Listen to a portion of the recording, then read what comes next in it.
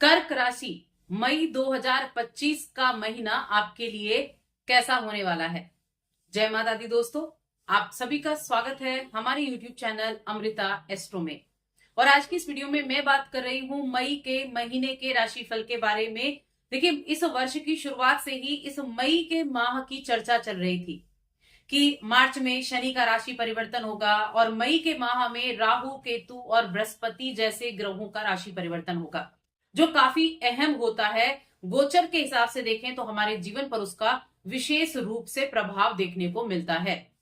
अब ये जो गोचर होगा ये कैसा आपको रिजल्ट देगा, क्या इस महीने में आपके लिए चीजें होने वाली हैं, चलिए जानते हैं विस्तार से। तो कर्क राशि की मैं बात कर रही हूं और ये जो राशिफल है ये चंद्र राशि पर आधारित है। देखिए, कर्क राशि की अगर कुंडली देखें तो ये कर्क राशि 4 नंबर की कुंडली और यहां महीने की शुरुआत से मंगल विराजमान होंगे। मंगल यहां नीच के हैं, लेकिन उसके बावजूद क्योंकि मंगल आपकी कुंडली के लिए आपकी जो कुंडली है उसके लिए योग कारक ग्रह होते हैं, पंचम भाव के स्वामी और दसम भाव के स्वामी, तो ये आपके लिए अच्छे रिजल्ट देंगे। थोड़ी सी सावधानियां होंगी जो मैं आपको बताऊंगी और उपाय भी। उसके बाद आपके दूसरे भाव में 18 मई को केतु का प्रवेश होगा। जब राहु राशि बदलेंगे तो केतु राहु के साथ ही राशि बदलेंगे, तो 18 मई से केतु आपके द्वितीय भाव में आ जाएंगे। उसके बाद आपके अष्टम भाव में राहु आ जाएंगे। आपके नवम भाव में थे ना राहु, अब वो अष्टम में आ जाएंगे 18 मई को।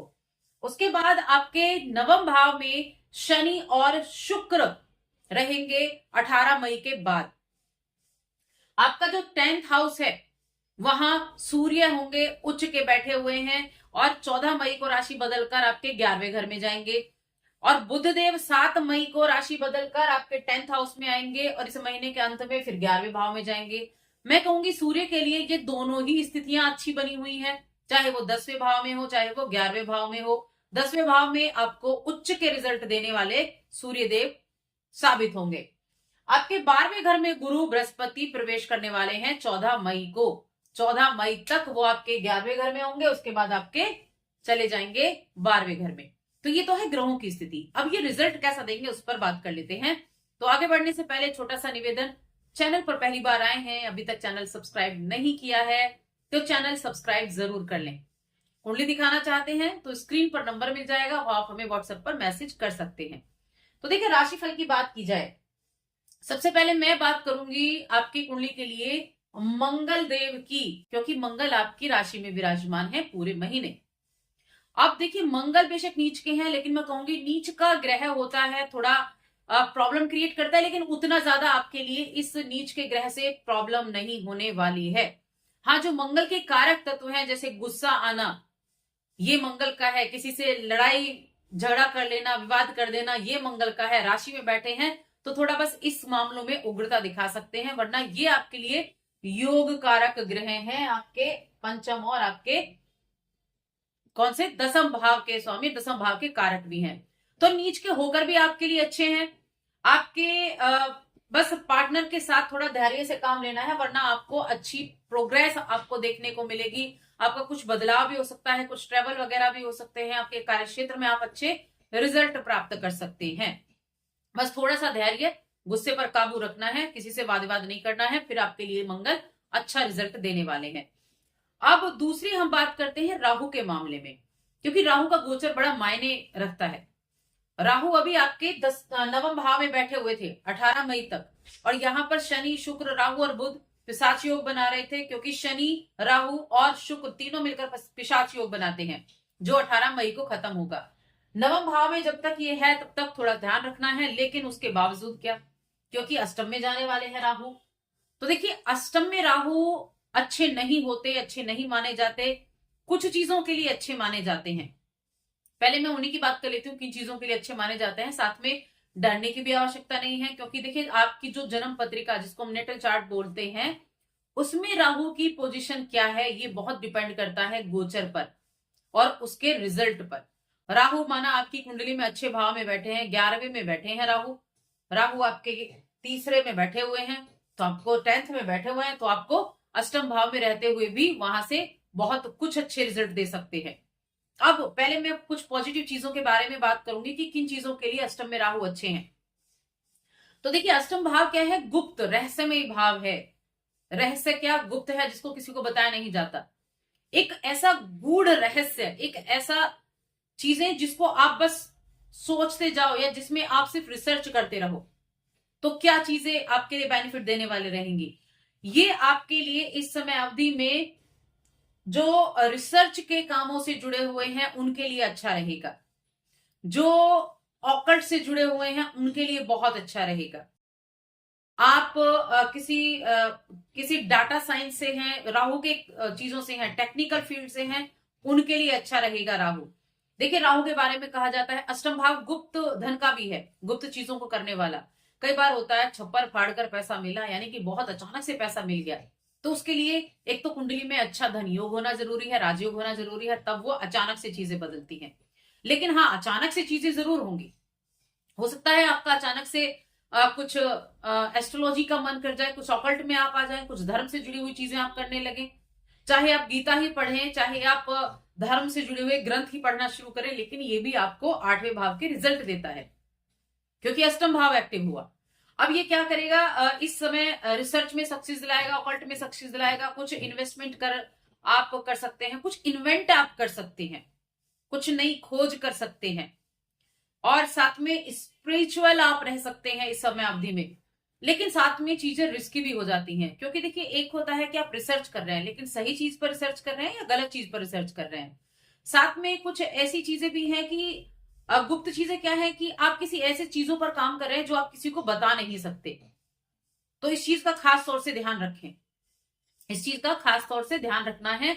ये अष्टम भाव जो होता है ससुराल का भाव भी होता है, ससुराल से अनबन हो सकती है। जीवन साथी के साथ थोड़ा ध्यान रखें, जीवन साथी को हेल्थ इशू हो सकते हैं। और धन से जुड़े हुए जितने भी निर्णय लें सोच समझ कर लें, क्योंकि द्वितीय भाव में केतु पहुंच गए हैं। वाणी पर थोड़ा सा नियंत्रण रखें, कोई मोटा इन्वेस्टमेंट ना करें, कर रहे हैं तो बहुत सोच समझकर चीजों पर ध्यान देना है। पैसे को, मोटा पैसा लगाते हैं तो बहुत सोच समझकर निर्णय लेना होगा। ये थोड़ी सावधानियां आपके लिए राहु की बनती हैं। हेल्थ इशू भी देते हैं अष्टम में बैठकर राहु, तो हेल्थ का भी ध्यान रखना है। हाँ, राहु की महादशा चल रही हो, कुंडली में भी अष्टम का राहु हो, तो ज्यादा ध्यान रखने की आवश्यकता आपके लिए बन जाती है। अब एक चीज ध्यान रखें, जब भी कोई काम करेंगे तो उसको सभी को नहीं बताना है, कुछ बातें गुप्त भी रखनी है। गुप्त चीजें रखने यानी कि आपने कोई काम शुरू किया है तो ऐसा नहीं सबको आप बताते फिर ये मैंने काम शुरू किया है, ये मेरा काम बन गया है, ऐसा नहीं करना है। इस चीज को आपको ध्यान रखना है। अब राहु केतु की बात हो गई, दूसरी आ जाती है यहाँ बात शनि की और शुक्र की। तो देखिए शनि देव तो आपकी कुंडली के लिए आपके 7वें और 8वें भाव के स्वामी हैं, नवम भाव में गए हैं। और जो शुक्रदेव हैं वो आपके चौथे घर के स्वामी हैं और आपके 11वें घर के स्वामी हैं। हालांकि दोनों मित्र हैं, नवम भाव में आए हैं, मीन राशि में आए हैं। राशि शत्रु राशि है, लेकिन शुक्र उच्च के बैठे हैं। प्रॉपर्टी से लाभ मिलेगा, कोई प्रॉपर्टी वगैरह आप खरीद सकते हैं। और साथ में कुछ रियल एस्टेट से जुड़ा काम करते हैं, उसमें आपको लाभ देखने को मिलेगा। साथ में देखिए शुक्र आपके लिए पूरे महीने अच्छे हैं, लाभ कराएंगे। गाड़ी से आपको, गाड़ी का, घर का लाभ दिला सकते हैं आपको। साथ में कुछ ट्रेवल से लाभ दिला सकते हैं। और हाँ, अगर आप कुछ ऐसे परफ्यूम वगैरह इतर से जुड़ा काम करते हैं, लेडीज से जुड़ा हुआ कोई बिजनेस आपका है, लेडीज प्रोडक्ट हो गए, लेडीज सामान हो गया, गारमेंट्स हो गए, तो उनसे जुड़े हुए काम आपके लिए बहुत अच्छे रहने वाले हैं। बिजनेस बहुत अच्छा उन चीजों से जुड़ा हुआ आपके लिए रहने वाला है। साथ में शनिदेव यहाँ बैठे हैं भाग्य भाव में।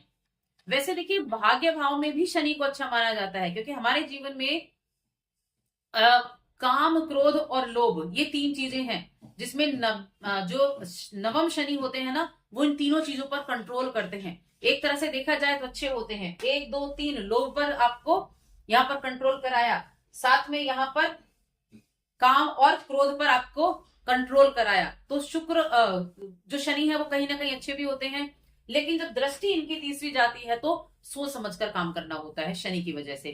क्योंकि अभी अभी आपकी शनि की ढैया खत्म हुई है, तो रिजल्ट आपको देखते हुए अभी धीरे धीरे मिलने शुरू हो जाएंगे, क्योंकि शनि तो धीमी गति से रिजल्ट देते हैं, 2.5 वर्ष तक वहां रहते हैं एक ही राशि में। तो रिजल्ट मिलेंगे, लेकिन धीमे धीमे मिलने वाले हैं, अच्छे रिजल्ट जरूर प्राप्त होंगे। पार्टनर से लाभ होगा, आपके जीवन साथी के द्वारा लाभ होगा, पार्टनर को लाभ होगा, पार्टनरशिप में काम से लाभ होगा, और लोगों से एक अच्छा जुड़ाव रहेगा, लोगों से कम्युनिकेट करने के लिए अच्छा रहेगा, नए कॉन्टेक्ट आपके बन पाएंगे।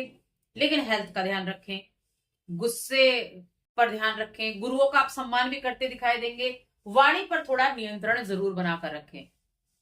जितना अधिक आप गुरु के सानिध्य में रहेंगे उतना अच्छा है। देखिए एक चीज है, ये जो गुरु और राहु का गोचर हो रहा है, अगर आप चेक करें, अगर आप देखें तो गुरु जो है ना, गुरु 12वें घर में बैठकर अपनी नवम दृष्टि राहु पर डाल रहे हैं और राहु अष्टम में बैठकर अपनी 5वीं दृष्टि कहां डाल रहे हैं, यहां 12वें घर पर। तो ये जो एक नवम पंचम का योग बन रहा है, त्रिकोण का योग बन रहा है, ये कहीं ना कहीं आपको अच्छे रिजल्ट भी दे सकता है। गुरु का सम्मान करना, थोड़ा सा खुद पर नियंत्रण रखना, वाणी पर नियंत्रण रखना और कहीं ना कहीं ऐसी जगह यात्रा पर जरूर जाना जहां तीर्थ स्थान हो गया, जहां पवित्र नदियां हो गई, वहां स्थान पर जाना आपके लिए अच्छा रहेगा। तो ओवरऑल हमने सभी ग्रहों की बात कर ली है। बुध की हमने बात कर ली। बुध आपके देखिए तीसरे घर के स्वामी हैं और बुध आपके 12वें घर के स्वामी हैं। विदेश से लाभ दिला सकते हैं आपको। कम्युनिकेशन आपका अच्छा रह सकता है। कम्युनिकेशन आपका अच्छा रहेगा तो उस तरह की चीजों से आप कमीशन के द्वारा लाभ भी प्राप्त कर सकते हैं।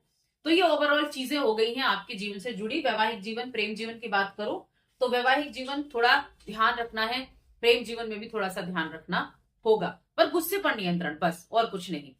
उपाय की बात कर लेते हैं। क्या उपाय इस वर्ष आपको करने चाहिए, इस महीने से करने चाहिए, अभी से करने चाहिए। राहु का उपाय जरूर करें।